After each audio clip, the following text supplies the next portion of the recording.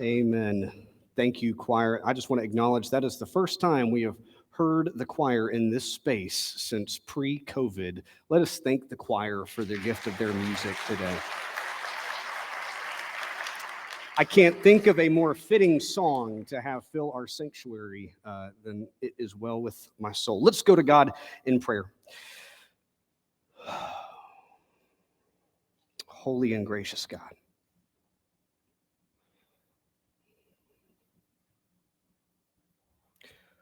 whether we find ourselves on peaceful waters this morning or feeling as though we are caught in the midst of a hurricane storm, would you meet us again, O God? Allow our souls to be well, to face the future unafraid. God, for the words of your servant Paul, written to a church in Philippi, would you allow these words to resonate with us, to leap off of the pages of our Bibles and into our hearts so that they would change the way that we live? We pray these things in the name of your Son, Jesus the Christ. Amen. Weird pivot. Does anybody remember the show Lois and Clark, The New Adventures of Superman? Anybody? Didn't think we were starting there today, did you? No, seriously, nobody remember the 90s show on ABC, Sundays at 8/7 Central? Don't wave your hands. Folks online can't see your hands raised. Do you remember the show Lois and Clark, New Adventures of Superman? If you do, say, I do. That's not nearly enough of you. It is a classic. It's so good. My wife is obsessed with this show. She was obsessed with this show from an early age. It was only on for 4 seasons, but I believe it's her favorite show of all time. She has all the box sets on DVD in our house. She was so obsessed that when it was canceled, she actually wrote a ransom letter to the producers at ABC. I married her, yes, after knowing this about her. You're welcome, Reagan, for telling that on you in front of the church. We were watching it recently because, newsflash, it is now on HBO Max, which is weird. I feel like I've mentioned HBO Max a few times in the last several months. I'm not being sponsored by them or anything. There's a really good library of media. So, of course, we're watching it, right? We're watching, I say we are watching it. Reagan is watching it, and I have my AirPods in listening to a podcast because it's not a good show. Like, it's definitively, objectively a bad television show. There's a reason why Dean Cain is not like a global megastar these days, right? But Reagan's obsessed with it. We had a family friend over the other day, and Reagan had it on. And this friend is several years younger than us, so she had never seen the show, had never heard of this show. And she was struck by how optimistic the tone of this show is, right? Think about Superman and like Metropolis and this sort of like idea that like things are always getting better. Like the future is bright. The future is one full of optimism. And it was so fitting for the 90s. Because do you remember the 90s?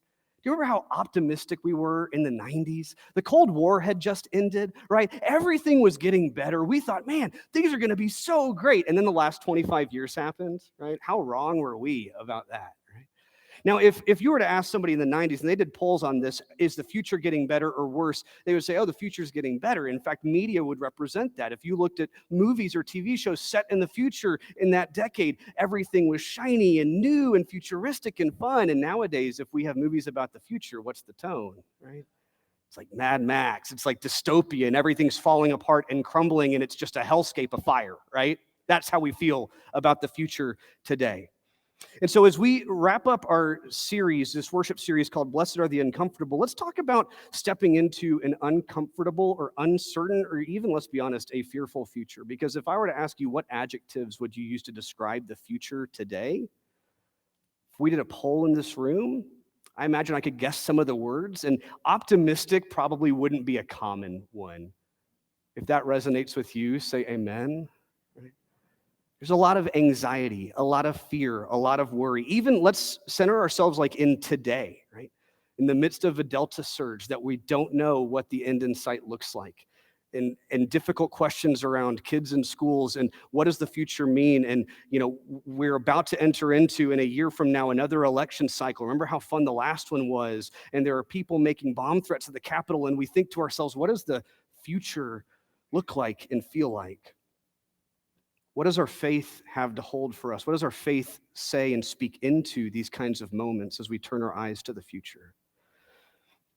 To help us in our wrestling with this topic, we're going to look at the Apostle Paul's letters to the church in Philippi. The Apostle Paul was that early Christian leader who was something of a church planter and church consultant. He would write letters that are now in our New Testament. He would write letters to churches, counseling them, advising them about how to move forward. And the church in Philippi was a church that he loved deeply. In fact, if we turn to chapter 4, which is our text today, and we begin in verse 1, he says this: "Therefore, my brothers and sisters, whom I love and miss, who are my joy and crown, stand firm in the Lord." Sounds like Paul really loves this church, right? Yeah, I'm sure the church in Philippi was going, oh, he says that to all the churches, you know. My love and joy, whom I miss, my joy and crown. Paul doesn't say this to everybody, right? If you've read any of Paul's writings, you know that Paul can lay in pretty hard to the churches that he's writing to. But the church in Philippi, he has a deep, deep love for. They are special to him, and I'll tell you why. The Philippian church was one of the first churches that Paul planted, one of the first Christian communities that he helped to foster. And as a result, they became something like a partner with him in ministry, going so far as to financially support him, which was a big deal because the church in Philippi was not a wealthy church. It was comprised of very diverse people, but largely poor people and even some slaves. But they so believed in the work that Paul was doing. They so believed in the gift of this Christian movement and what it had meant for their local community that they were willing to be generous and to invest in Paul's ministry. And so Paul had felt the love, so to speak, from the Philippian church for a long time. Whenever he was in trouble, the Philippian church would send people to help him. They would send resources to help him. Paul loved the Philippian church. He knew that something special was happening there. And Paul's writing this letter from a jail cell. That's the other important piece of information for us to know as we read further in chapter 4. He's not writing this on the road to another church destination. He's writing this from a jail cell, and eventually he will be killed from that jail cell. He's writing this in chains. He's writing this in a position of torture, and the story is not going to have a quote-unquote happy ending for Paul. And that's important for us to know because what he's about to say could sound syrupy and saccharine and sweet if we don't understand who is writing it and who he's writing it to. This is a man imprisoned in chains writing to a people who are not in a position of privilege. And he's going to talk about these themes of peace and joy and strength in Christ. And they mean something different when we understand who the author is and who the audience is. So continuing in verse 4, Paul says this: "Be glad in the Lord always." Again, I say be glad. Maybe you've heard the phrase, "Rejoice in the Lord." Again, I say rejoice. That comes from here. "Let your gentleness show in your treatment of all people. The Lord is near. Don't be anxious about anything," Paul says. "Rather, bring up all of your requests to God in your prayers and petitions along with giving thanks. Then the peace of God that exceeds all understanding," perhaps you've heard it phrased, "the peace that passes understanding, will keep your hearts and minds safe in Christ Jesus." You know, words are important. And some of these words, you may be thinking, okay, Paul's telling me to stop being anxious and to find peace and joy. Oh, thank you, Paul. That is easier said than done, right? Now, let's be clear about what Paul's not speaking into. You know, Paul's not a psychologist or a psychiatrist. He's not talking about clinical anxiety or depression, things that I live with as well. And maybe you're sitting there going, "Pastor, is this about to be a sermon about, let go of your depression, anxiety, and just cling to Jesus?" No. We're not talking about those specific examples, those more clinical examples of anxiety or depression. When we talk about joy and peace and anxiety in Paul's language, he's speaking about that more universal experience. That even when I'm in my healthiest place, I can still be anxious around things in my life. Even when I'm in the healthiest place, I can still rob myself of joy, right? We're talking about the more general experiences of what it means to be human and to fall into anxiety over our personal security and well-being, and instead to be moving towards these greater ideals of peace and joy. But it's the words that he uses and the way he uses them that's really interesting here. For instance, this word for anxious, it's not a general anxiety. It's more anxiousness about myself, my needs, my wants, my desires, my security, my well-being, right?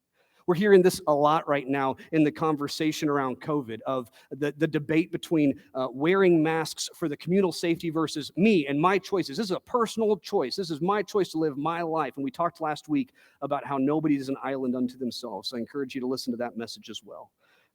Paul's really speaking into that kind of mentality of a me first and me-centric mentality, because he uses that same word for don't be anxious. That same word anxious shows up 2 chapters earlier when he's talking about the apostle Timothy, and he's uplifting Timothy's characteristic of being anxious or concerned for others. Right? He's talking about the blessing and the beauty of Timothy's care and compassion and concern for the people around him. So Paul's not saying stop caring, right? Sometimes I'll hear pastors talk about this text, and the effect is either, we're supposed to give up anxiety and just hold on to Jesus and trust everything's going to work out. Sometimes it doesn't, right? Or the other is, well, we just need to detach ourselves and just stop having anxiety, stop caring, right? This notion of not caring is not what Paul's talking about. He's saying care less about the self, care more about the us, right? If you're going to have anxiety, if you're going to have care, think about where that care is directed first and foremost. Think about where your anxieties lie. It should bother us. It should create anxiety within us to see people clinging to airplanes as they fly off the airbase in Kabul, Afghanistan. We should care about that. We should care about the ICU beds in North Texas and in the larger country that are filled to the brim and over capacity because we can't get a handle on this current Delta surge. We should care about that. Paul is calling us to be a caring people, but to be careful about whom we care for first and primarily and perhaps only. Because Paul understands in those days what can be true today is that we can fall into that trap of thinking that I'm the most important thing and the world revolves around me. And so then my anxieties naturally focus on myself as well.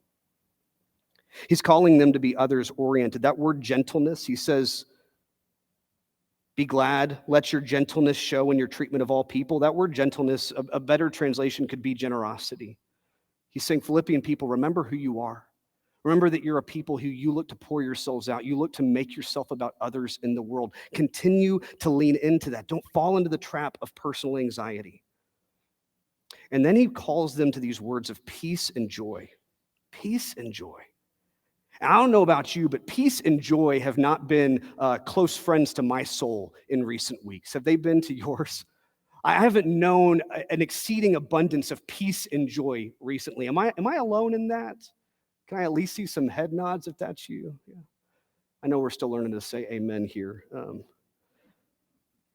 Paul's not talking about peace and joy in maybe the way that we're thinking about it. When Paul talks about peace that passes understanding, let's remember who Paul is in this moment. Paul is a man sitting imprisoned and in chains. These words would ring hollow if I was the one speaking them. I occupy a lot of privileges in life. I check a lot of those boxes. Paul is in prison and in chains and awaiting an execution. And he, with that experience, is saying, try to find a peace that passes understanding. Even when you're not certain what the future holds, even when you don't know it's all going to work out, even when you're pretty sure it's not, try to find this peace, a deeper peace, something bigger than whatever your current circumstances are, something broader and wider and more cosmic than whatever that day holds for you. Try to find a peace that is bigger than your understanding of what's happening in this moment. And then on the subject of joy, Paul's writing this community in Philippi that is impoverished, many of whom are enslaved. And he has the audacity to point them towards joy. What are you talking about, Paul? But Paul's not talking about a happiness that comes from material, momentary things. He's not talking about a happiness that is swayed by our current circumstances. See, in those days in the land of Philippi, there very likely was this philosophy of Epicureanism or even hedonism, where life was about seeking happiness, momentary, materialistic happiness, and that was the secret to joy in this life. And he's saying, no, you need to find something deeper than that level of superficial happiness, because that will come and go. Let me tell you. The key for Paul to accessing the kind of peace that passes understanding and a joy that transcends situational happiness, the key for Paul is gratitude. Did you hear what he told them to do? He told them to do one thing. He said, go to God in prayer. And yeah, make whatever requests you need to make. Pray for yourself, pray for those in your community, but always go and give thanks. That's what Paul says. Give thanks. Paul's tapping into a truth that though he's not a psychiatrist or a psychologist, it is an eternal, ancient truth that we continue to discover and uncover today. I was reading a Harvard Health article that just came out about a week ago, and it was talking about two psychologists, Dr. Robert A. Emmons of the UC Davis University and Dr. Michael E. McCullough of the University of Miami. And they did a study. They had three groups of people. Group one, they said, for several weeks, we're going to ask you to write down, once a week, we're going to ask you to write down things that you're grateful for. And then the second group, they said, each week, we're going to ask you to write down things that irritate or frustrate you. I would be good at that group, right? Week three, or group three, we're going to ask you to write down things that have an impact on you, regardless what that impact is, just things that impact your life and whatever you interpret that to mean. And what they found is, and you might not be surprised to learn this, is that the group that expressed gratitude on a weekly basis intentionally sat down and thought, what am I grateful for? What am I going to express gratitude for? They not only experienced greater levels of happiness in their life, they also exercised more, and they had fewer visits to the doctor during this study period, right? There were tangible effects on a life of gratitude that these psychologists discovered. Or maybe you're a fan of Brené Brown, right? Who also somebody who spent years studying these kinds of trends. And she said this in an article for Global Leadership. She said, I wasn't expecting it, but in my 12 years of research on 11,000 pieces of data, she said, I did not interview one person who would describe themselves as joyful who also did not actively practice gratitude.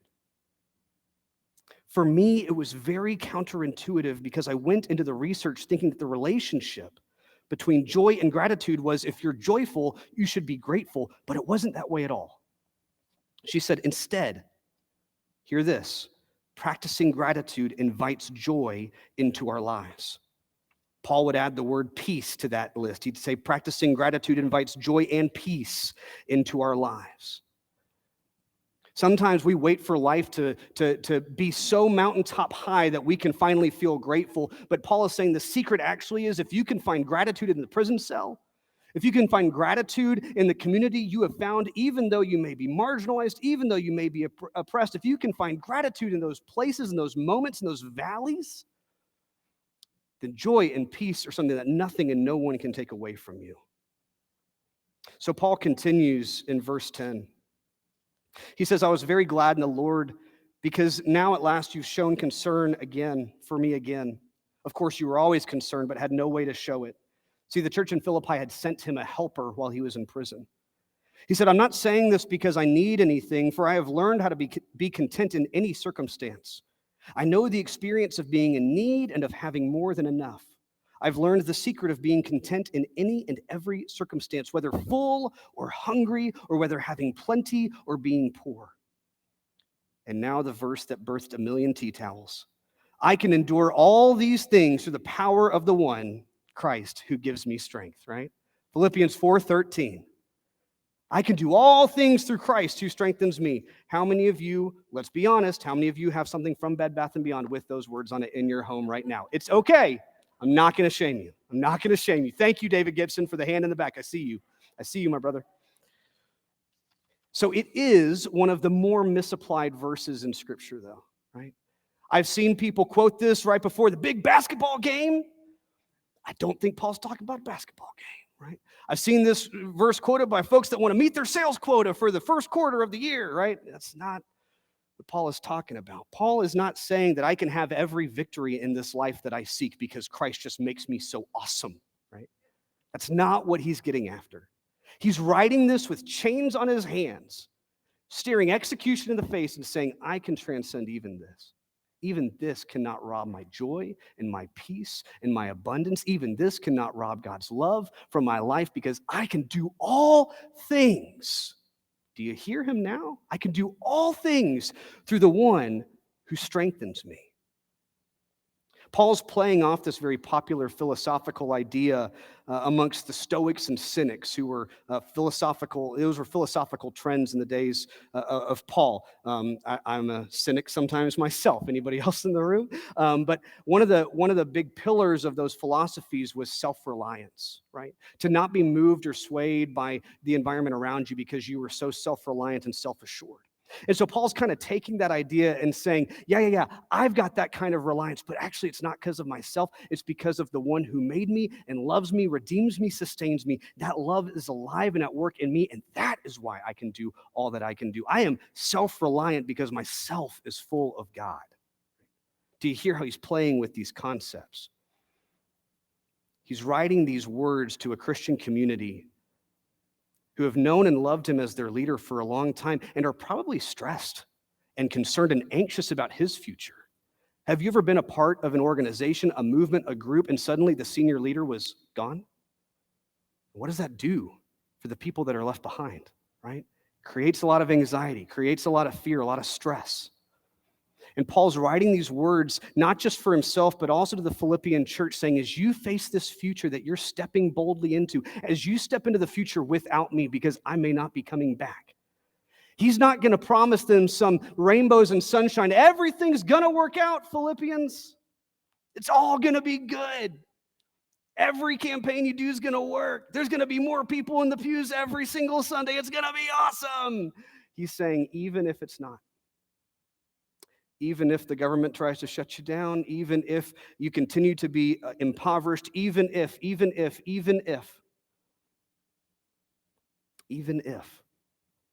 can do this. You can be God's people. You can step faithfully into the future, not knowing what it holds and knowing it's going to hold both victories and defeats. You can step into that. You can do that, not because of you, but because of God in you.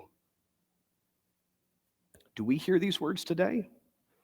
Because I don't know about you, I'm getting tired of people asking me what the future holds. People here in the church will say, so Pastor, what's coming up? How are we feeling about COVID? Are we going to have to do this? I said, I got out of the soothsaying business a long time ago. I got no idea what 6 months from now holds. But I know that I like that we're holding it together. That gives me a lot more confidence because I see God alive in this body of believers. John Wesley's dying words, John Wesley was the founder of Methodism. His dying words were, the best of all is God is with us. And I hear that alive and well in the words of Paul here. So what do we do with this? What do we do with Paul's encouragement and conviction and comfort this morning? On the personal level, I think we have to recognize that we have been waiting for a new normal for far too long, right? Ever since COVID started, how much have you heard about getting back to a new normal, right? And then we thought when the summer got here and everything started to go down, we thought, oh, here it comes the new normal. And then about a month ago, we all realized, oh, crud, this is the new normal, right? Now, I don't want to throw a bucket of ice water on us this morning, but part of me believes that the new normal is living in a world of disruption and disorder and even downright chaos. And if we are waiting for the world to stop looking like that, we are going to find ourselves robbed of a whole lot of peace and joy. I think part of the normal is learning how to live in a time of disruption and disorder. And Paul tells us there are basically 4 different ways we can go about this. The first is we can give in to the anxiety.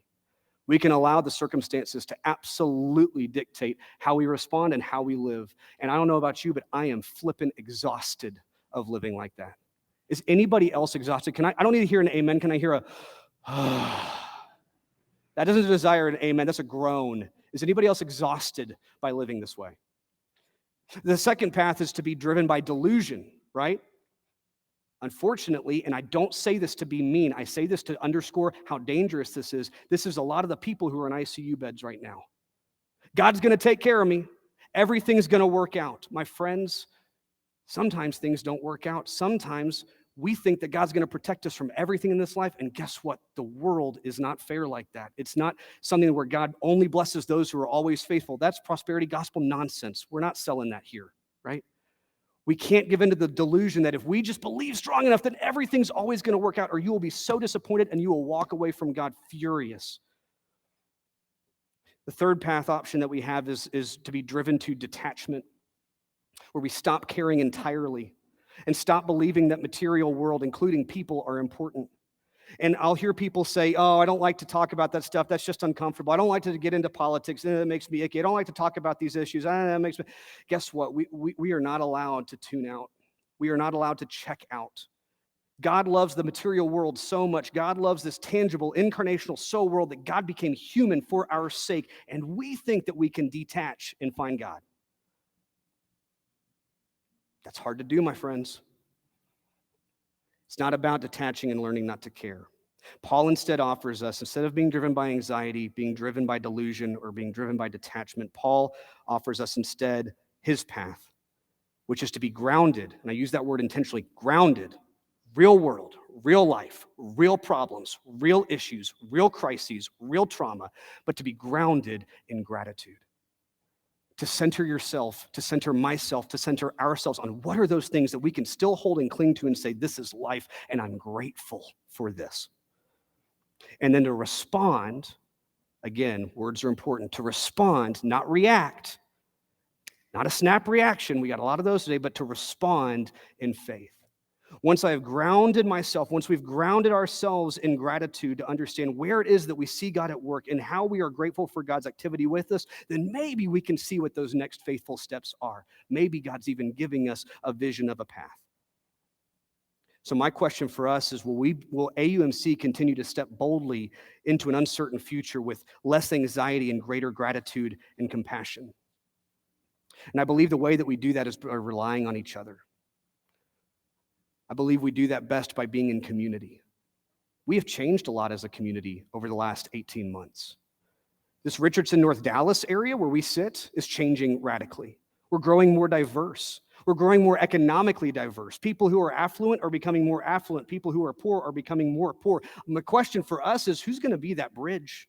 Who's going to be that work? Who's going to do that justice work to make sure that equity, equality, and justice can exist in our local area right here around this building? Because if we don't do it, my question is, who is?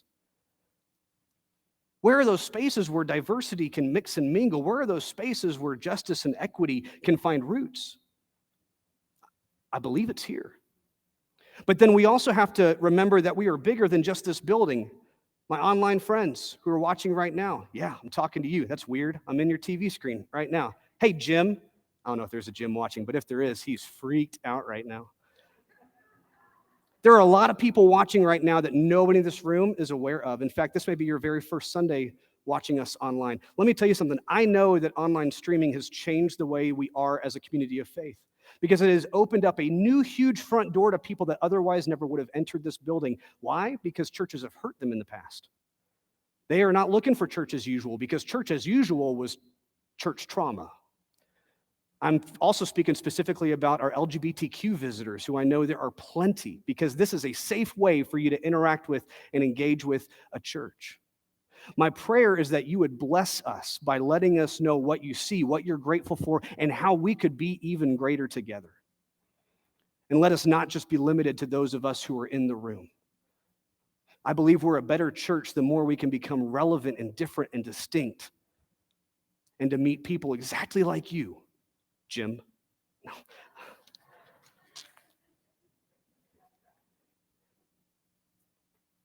I hope that all of us can see our partnership in this ministry together. I hope that you can share with me and the pastors and staff here and ministry leaders here what you're grateful for, both here at AUMC and in your communities. And I hope you can also be bold enough to offer what might be our next faithful step. I am not the only one. Pastor Maggie's not the only one. Pastor Kathy's not the only one who has vision and eyes to see and ears to hear.